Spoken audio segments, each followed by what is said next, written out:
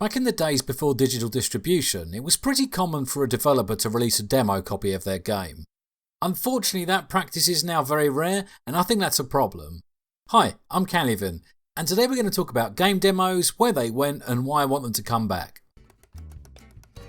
In the early days of PC gaming, when I was young and before I had abandoned the concept of hope, it was a bit tricky for a publisher to get the word out about their new product. The internet at this point may have been limited to a few early adopters arguing over the best way to wear a neckbeard, but there was still plenty of traditional advertising outlets. Billboards blocked out the last rays of sunshine that tried to sneak between the dull grey buildings. Your favourite TV and radio shows were continually interrupted with exciting news of yet another discount on furniture. For £100 off, 30% off everything. And armies of teenagers were stuffing leaflets through your letterbox as fast as their rollerblades could carry them. Yay the 90s.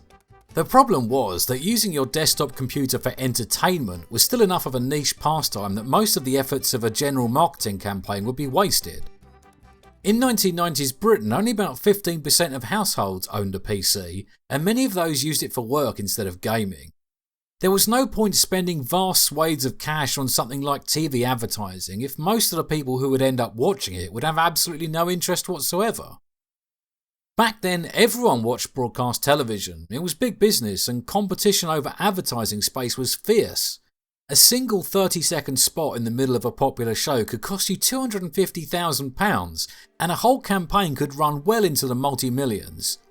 This wasn't a problem if you were in the big business of selling booze, tobacco or meat sticks, but in terms of gaming, only consoles had the sort of broad appeal that made this worthwhile.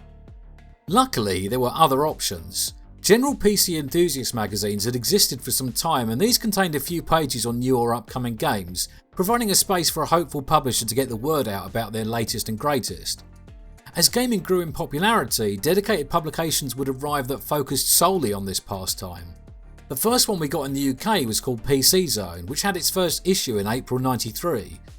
This was quite a turning point, as the generous magazines tended to treat a new game with about as much enthusiasm as one would treat a new version of Microsoft Excel.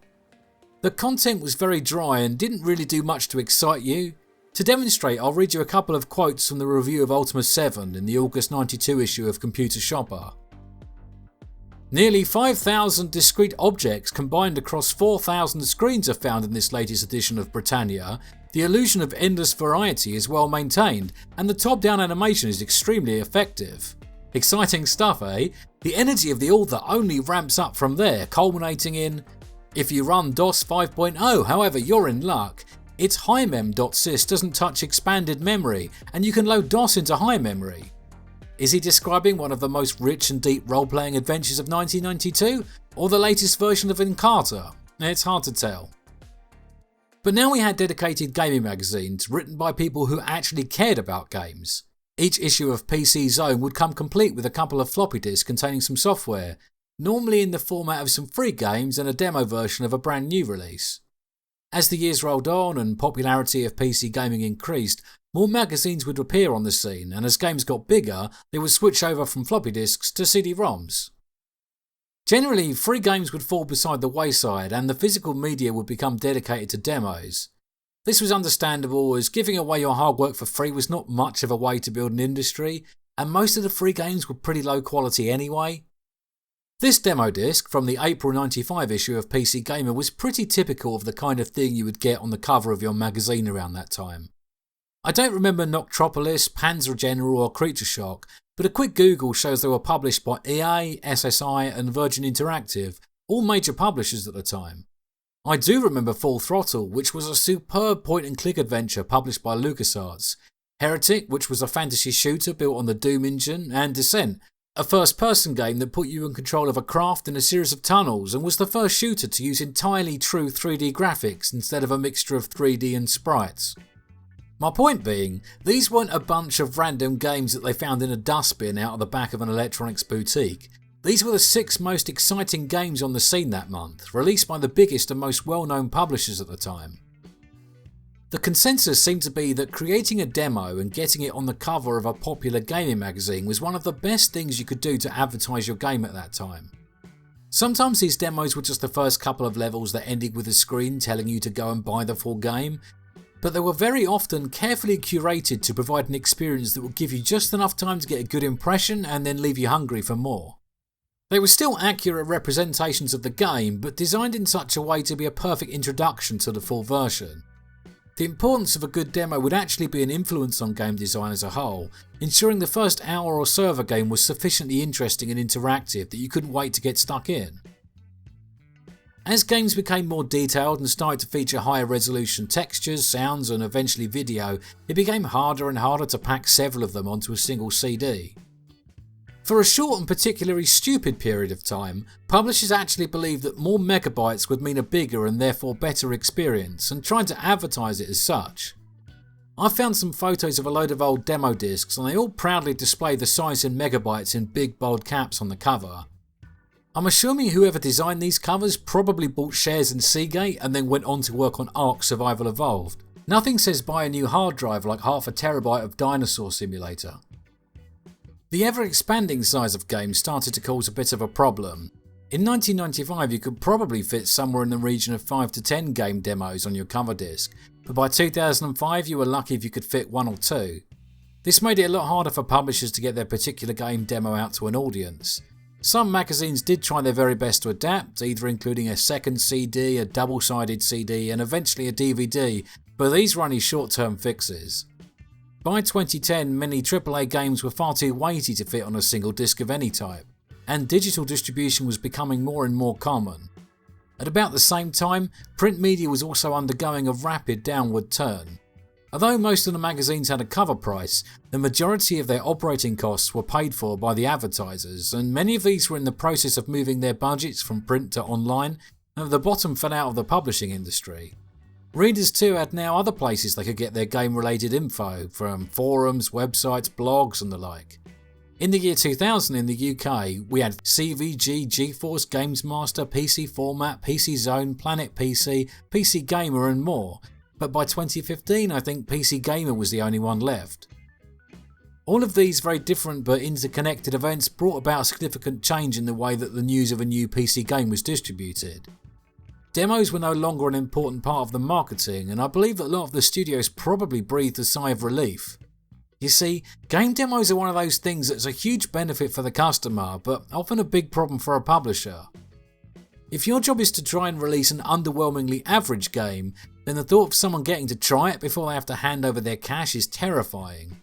Trailers, walkthroughs and interviews can all be heavily curated to show the very best a game has to offer, and sometimes far more than it can ever hope to provide. Even reviews can be highly questionable for a number of reasons. Experiences are subjective, and it can be very easy to subconsciously overinflate the scores of a particular product based on your own preconceptions. Worse still, even the most rigorous of reviewers isn't immune to studio meddling. The glowing reviews of Cyberpunk 2077 seems to totally miss all of the game-breaking bugs that existed on launch. This wasn't because the pre-launch reviewers were in the pocket of the publisher, but because they had modern up-to-date hardware and were only given the PC version to play. It turns out that the console version was a big dumpster fire, but because the publisher held that back from the reviewers, they were able to hide their burning trash heap of a PS4 release behind the PC version. Now, there are some very upstanding journalists out there who take great pride in the integrity of their output, but these too can easily be drowned out in a sea of content from other less informed or less reputable sources. I'm looking at a game right now, and the review they choose to put at the top isn't the 7 out of 10 awarded by IGN, but instead the 9 out of 10 rating given by the video games department of Sports Illustrated. In my professional life, I'm often required to source various tech services for my clients. I frequently run into the situation where a website will tell you all about their innovation platform, how it will fix all of my problems and how amazing it is, but then will ask you to contact them for the pricing. My rule of thumb is this: if you don't have the confidence to list even a guide price for your product on your website, then you don't believe your product reflects good value for money. I have a similar feeling about video games. If you release a video game for $60 but think that after playing for an hour I won't want to continue, then you don't have any confidence in your product. As an adult, I'm lucky enough to be able to buy whatever games I like within reason, but if I was still a teenager or wasn't lucky enough to have regular well-paid employment, then $60 would be a serious investment and not one I could make with any regularity. I really miss being able to play a demo version of upcoming games. I'm a big fan of having some indication of what I'll be getting for my money before I hand it over, especially in an era when it's not uncommon for a studio to spend just as much money marketing a game as actually making it. I also miss the ability to try out some games that would normally be outside of what I'm interested in. I'm unlikely to spend $60 on a game from a genre I'm not too familiar with, even if it's recommended to me by a friend.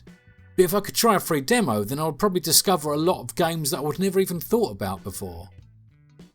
What's worse is that I suspect the lack of an ability to try before you buy is partly responsible for the rise of certain types of free-to-play games and their crass over-monetization. If you've already spent your disposable income that month and the 2 games you bought turned out to be duds, then freemium is going to look a lot more attractive. You can check it out without spending a penny and then invest if it looks to be your sort of thing.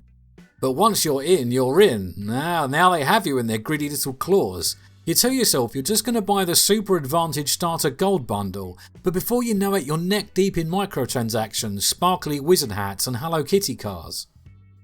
Thankfully, the process is not totally dead and a few good eggs out there are keeping the dream alive. Let me reiterate my position. I think publishing a free demo of your game shows a certain level of confidence and pride in your product, and we should applaud those who do. I've previously noted on this channel that Tempest Rising, Classified France 44 and Grimstar all had playable demos available at some point, which I'm very grateful for. I might not have loved all of those games, but I have a lot of respect for the creators because of it. I think I should also mention the Steam Next Demo Fest that happened in February. There were a load of good games I got to test out during that period and it felt a bit like the old days again and probably gave me the idea for this video. All in all, I think the rarity of video game demos is a big shame, and although gaming has generally gotten better in the years I've been involved with it, this is one area that is really poor compared to how things used to be. The biggest thing I miss about my old PC gaming magazine subscription wasn't the articles, reviews or editorials, but the crisp new CD wallet that was attached to the cover and the feeling of excitement I had when I placed the disc into the tray. I miss game demos, and if I still had hope, I would hope that one day we would start to see a great deal more of them again.